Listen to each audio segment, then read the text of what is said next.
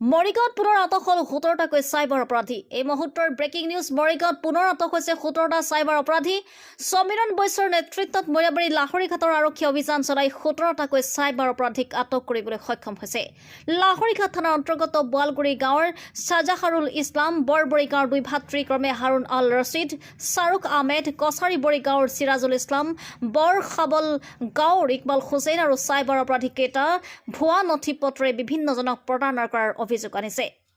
ধৃত চাইবাৰ অপৰাধীকেইটাৰ পৰা ভুৱা চিম কাৰ্ডৰ লগতে ভুৱা পান কাৰ্ড, আধাৰ কাৰ্ড আদি জব্দ কৰিবলৈ সক্ষম হৈছে আৰক্ষীয়ে। পূৰ্বে জনাইছো, মৰিগাঁৱত পুনৰ আটক হ'ল 17টাকৈ চাইবাৰ অপৰাধী। সমীৰণ বৈশ্যৰ নেতৃত্বত মৈৰাবাৰী লাহৰীঘাটৰ আৰক্ষী অভিযান চলাই 17টাকৈ চাইবাৰ অপৰাধীক আটক কৰিবলৈ সক্ষম হৈছে। লাহৰীঘাট থানাৰ অন্তৰ্গত বোৱালগুৰি গাঁৱৰ শ্বাজাহাৰুল ইছলাম, বৰবৰী গাঁৱৰ দুই ভাতৃ ক্ৰমে হাৰুণ আল ৰছিদ, শ্বাৰুখ আহমেদ, কছাৰীবৰী গাঁৱৰ চিৰাজুল ইছলাম আৰু বৰখাবল গাঁৱৰ ইকবাল হুছেইন। চাইবাৰ অপৰাধীকেইটা ভুৱা নথি পত্ৰৰে বিভিন্নজনক প্ৰতাৰণা কৰাৰ অভিযোগ আছে। ধৃত চাইবাৰ অপৰাধীকেইটাৰ পৰা ভুৱা চিম কাৰ্ডৰ লগতে ভুৱা পান কাৰ্ড, আধাৰ কাৰ্ড আদি জব্দ কৰিবলৈ সক্ষম হৈছে। News desk report, Arunodoi Assam. Morigaon পুলিচে যিসকল ফিনান্সিয়েল ফ্ৰড তেওঁলোকৰ বিৰুদ্ধে আমাৰ এটা অপাৰেশ্যন চলিছিলে। গোটেই ৰাতিৰ পৰা ৰাতিপুৱালৈকে আমাৰ আৰক্ষী অধীক্ষক মহোদয়ৰ নেতৃত্বত গোটেই অভিযানটো চলিছিলে। আৰু তাত আমি প্ৰায় 11টা টিমে মৈৰাবাৰী আৰু লাহৰীঘাট অঞ্চলৰ 21টা জেগাত আমি বিভিন্ন দলে আমি অভিযান চলাইছিলোঁ। আৰু এই গোটেই অভিযানটোত আমি সৰ্বমুঠ 19গৰাকী আমি ব্যক্তিক আমি আটক কৰিছিলোঁ। 19গৰাকী ব্যক্তিক আটক কৰাৰ পিছত আমাৰ জেৰা চলিছিলে আৰু অৱশেষত আমি 16জনৰ বিৰুদ্ধে আমি তথ্য প্ৰমাণ পালোঁ আৰু তেওঁলোকক সেই সংক্ৰান্তে আমাৰ কেছ ৰেজিষ্টাৰ কৰি ইতিমধ্যে এৰেষ্ট কৰা হৈছে। চ' ইতিমধ্যে মৈৰাবাৰী কেছ নম্বৰ 18/24 আৰু লাহৰীঘাট কেছ নম্বৰ 26/24 এই সংক্ৰান্তে দুটা কেছ ৰেজিষ্টাৰ হৈছে আৰু আমি 16গৰাকী যি অপৰাধী আছে, যি ফিনান্সিয়েল ফ্ৰড, তেওঁলোকক আমি এৰেষ্ট কৰিছোঁ। আৰু বাকী যি 3গৰাকী আছিলে তেওঁলোকক আমি সোধ-পোছ কৰি আছোঁ। যদি আমি পাওঁ ইন ফিউচাৰ তেওঁলোকৰ বিৰুদ্ধে একশ্যন লোৱা হ'ব। এতিয়া গোটেই কথাটো আহিলে এনেকুৱা যে সকলোৱে জানে যে মৰিগাঁৱৰ এইবিলাক এৰিয়াত আজি কেইবামাহো ধৰি এনেকুৱা ধৰণৰ অপৰাধ কৰি আহিছিলে, এইবিলাক যিসকলে পেন কাৰ্ড, আধাৰ কাৰ্ড বনাই পেলাই। চ' এইবাৰ এটা নতুন আমি তথ্য উদ্ঘাটন কৰিলোঁ যে এক্সিছ বেংকৰ পৰা আমালৈ এটা খবৰ আহিল। এক্সিছ বেংকৰ ছিনিয়ৰ অফিচাৰসকল আহিল আৰু তেওঁলোকে এটা কমপ্লেইন দিলে যে তেওঁলোকৰ বেংকত প্ৰায় সৰ্বমুঠ 10 কোটি টকাৰ অধিক এটা তেনেকুৱা ফ্ৰড হৈছে। আৰু সেইখিনিৰ যিখিনি সৰ্বমুঠ পইচাটোৰ যিখিনি মানুহে হৰলুকি কৰিছে, সেইবিলাক চব বাহিৰৰ মানুহৰ পেন কাৰ্ড ইউজ কৰি পেলাই গোটেইখিনি মৰিগাঁও জিলাৰ 90% মৰিগাঁও জিলাৰ আমি যেতিয়া সকলোবোৰ আমি চালি চালোঁ, তাৰ আমি প্ৰায় তেখেতসকলে যিখন লিষ্ট দিছে তাৰ আমি প্ৰায় 30% আমি তেনেকুৱা অপৰাধীক আমি অলৰেডি এৰেষ্ট কৰিছোঁ আৰু কিছু সংখ্যক এতিয়া জেলতে আছে। আৰু এই লিষ্টখন চাই পেলাই আমি আকৌ যোৱাকালি তেনেকৈ এই 16জন আমি আটক কৰিছোঁ। আৰু এই গোটেইখিনিয়ে বিভিন্ন মানুহৰ নামত পেন কাৰ্ড বনাই তেওঁলোকে কি কৰিছিলে, যিখন আমাৰ এক্সিছ বেংকৰ ৰূপে কি কাৰ্ড আছিলে, ক্ৰেডিট কাৰ্ডৰ নামত বিভিন্ন মানুহৰ ক্ৰেডিট কাৰ্ড তেওঁলোকে ইউজ কৰি পেলাই 2 লাখ 2.5 লাখ টকালৈকে তেওঁলোকে তেনেকৈ হৰলুকি কৰিছিলে। আৰু ইতিমধ্যে আমি ফটোগ্ৰাফছবোৰ কালেক্ট কৰিছোঁ আৰু আছে। কালি আমি যিকেইটা জেগাত আমি অপাৰেশ্যন চলাইছিলোঁ, কিছুমান ইয়াত নাই, কেৰেলা পলাই আছে বুলি কৈছে, আৰু সেইকেইটাকো আমি ধৰিম। আৰু আটাইতকৈ গুৰুত্বপূৰ্ণ কথাটো এইটোৱেই যে ৰাইজৰ যিখিনি সহায় আৰু সহযোগিতা সেই এৰিয়াৰ, সেই অঞ্চলৰ লাহৰীঘাট কওক, মৈৰাবাৰী কওক, তাৰ ৰাইজৰ যিখিনি সহায় সহযোগিতা, তাৰ কাৰণে আমাৰ এই ক্ৰাইমটো ডিটেকশ্যন কৰাত আৰু সুবিধা হৈছে। কিয়নো এক্সিছ বেংকৰ উপৰিও যিবিলাক তথ্য আমি পাই আছোঁ, আধাৰ কাৰ্ড বনাই আছে। আপোনালোকে জানে যে আমি ইতিমধ্যে 3টাকৈ আধাৰ এনৰোলমেণ্ট চেণ্টাৰ আৰু আধাৰ এনৰোলমেণ্ট অপাৰেটৰ্ছক আমি এৰেষ্ট কৰিছোঁ, যি নেকি তাত সাংঘাতিক নেক্সাছ বনাই পেলাই আধাৰ কাৰ্ডবিলাক 1000তকৈ অধিক আধাৰ কাৰ্ড বনাইছিলে। পেন কাৰ্ড বনাইছিলে গতিকে তেনেকুৱা নেক্সাছ আমি ভাঙিছোঁ আৰু এতিয়া তাৰ সেই এৰিয়াৰ ৰাইজে আহি পেলাই আমাক বিভিন্ন খবৰ দিছে বা দি আছে আৰু যোৱা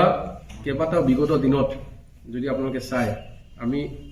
মোৰ দেন 150তকৈ অধিক আমি তেনেকুৱা চাইবাৰ অপৰাধী আমি এৰেষ্ট কৰি জেলত পঠিয়াইছোঁ এতিয়া যোৱাকালি আমাৰ যিটো অপাৰেশ্যন আছিল য'ত আমাৰ এছএছআৰ আছিল আমি নিজে আছিলোঁ আমাৰ কনচাৰ্ণ অচিসকল আছিল ডিএছপি হেডকোৱাৰ্টাৰ আমি এটা বৃহৎ টিমে আমি এইটো অপাৰেশ্যন চলাইছিলোঁ তো আমি কিছুমান তথ্য দাঙি ধৰিব খুজিছোঁ যিবিলাক আমাৰ ৰিকভাৰ হ'ল সৰ্বমুঠ পেন কাৰ্ড ৰিকভাৰ হৈছে 33খন তাৰ ভিতৰত 20খন পেন কাৰ্ড হ'ল out of the state of Assam মানে অসমৰ বাহিৰৰ মানুহৰ নামত পেন কাৰ্ড চাপ'জ কোনোবা টাইটেলবিলাক গুপ্তা আছে আগৰৱাল আছে সিং আছে এইবিলাকৰ পাছবুক পাইছোঁ আমি 29টা বিভিন্ন বেংকৰ ATM কাৰ্ড পাইছোঁ 66 আধাৰ কাৰ্ড পাইছোঁ আমি 37 তাৰ ভিতৰত 7খন আধাৰ কাৰ্ড বাহিৰৰ বহিৰাজ্যৰ মোবাইল ফোন পাইছোঁ 39 আৰু যিবোৰ মোবাইল ফোনৰ জৰিয়তে তেওঁলোকে এপছবিলাক ডাউনলোড কৰি পেলাই এইবিলাক কাম কৰিছিলে সেইবোৰ এছেছ আমি পাইছোঁ চিম কাৰ্ড আমি পাইছোঁ 107খন এজনৰ ঘৰত আমি 93খন চিম কাৰ্ড পাইছোঁ লাহৰীঘাটত টোটেল 107খন আমি চিম কাৰ্ড পাইছোঁ ভোটাৰ আইডি কাৰ্ড 23খন তাৰ ভিতৰত জেনুইন আছে 10খনমান জেনুইন কাৰ্ড ভোটাৰ আইডি আছে লেপটপ পাইছোঁ 3টা চেকবুক পাইছোঁ 33 নম্বৰছ আইপেড এটা আৰু মানে কেছ মানি 1,15,500 টকা আমি কেছ মানি ৰিকভাৰ কৰিছোঁ চ' আমাৰ এইটো কেছৰ যিটো ইতিমধ্যে ক'লোৱে এইটো এক্সিছ বেংকৰ পৰা স্পেচিফিকেলি ৰিপৰ্ট আহিছিলে ইতিমধ্যে এক্সিছ বেংকৰ অফিচিয়েলছ আছে আমাৰ সৈতে আমি তেওঁলোকৰ পৰা আকৌ তথ্য আমি ল'ম অকল এইখিনিয়ে নহয় আৰু ইয়াত আছে আমাৰ এটা কথা ক'ব খুজি ইয়াত মানে যিসকল চাইবাৰ অপৰাধী আছে তেওঁলোকৰতো এনেকুৱা যে এটা চুবুৰীতে প্ৰায় ঘৰে ঘৰে চাইবাৰ অপৰাধী আমি এৱাৰনেছ প্ৰগ্ৰাম কৰি আছোঁ মানুহ সজাগ হৈছে কিন্তু এইসকলে আগতেই কৰা এইবাৰ ক্ৰাইম কৰি আছিলে ছমাহ আগত ক্ৰাইম কৰিছে যিহেতুকে ভিক্টিমে গমেই নাপায় ছমাহ বা এবছৰৰ পিছতে ভিক্টিমে গম পায় তেতিয়াহে ৰিপৰ্ট হয় যে তেওঁৰ পেন নাম্বাৰটো ইউজ কৰি পেলাই তেওঁৰ আধাৰ কাৰ্ডখন ইউজ কৰি পেলাই কোনোবাই তেনেকৈ মানে ফিনান্সিয়েল ফ্ৰড কৰি আছে গতিকে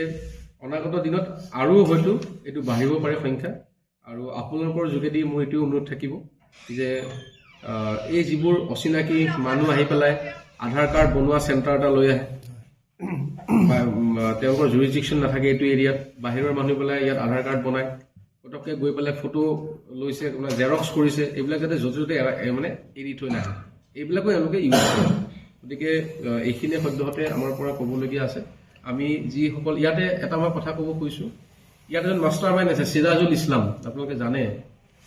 মৰিগাঁও পুলিচে 2022 চনৰ 12 ডিচেম্বৰত প্ৰথম চাইবাৰ ক্ৰিমিনেল হিচাপে আমি এৰেষ্ট কৰিছিলোঁ চিৰাজুল ইছলাম বোৱালগুৰিৰ সেই চিৰাজুল ইছলামক আমি পুনৰ পৰা এৰেষ্ট কৰিছোঁ যি চিৰাজুল ইছলামে নেকি মানে বিভিন্ন মানুহৰ নামত এই মানে LNT হওক পিৰামল বিভিন্ন কোম্পানীৰ বহু কেইবা লাখ টকাও লৈছিলে জেলৰ পৰা ওলাই গ'ল 8 মাহমান পিছত গৈ পেলাই আকৌ এনেকুৱা কাম আৰম্ভ কৰিছে আৰু বুলি আমাৰ হাতত খবৰ আছে আৰু সেইজনক আমি আকৌ এৰেষ্ট কৰিছোঁ আৰু আমাৰ কাষ্টডিত আমি বিচাৰিম পুলিচ কাষ্টডিত বিচাৰিম আৰু যিসকলৰ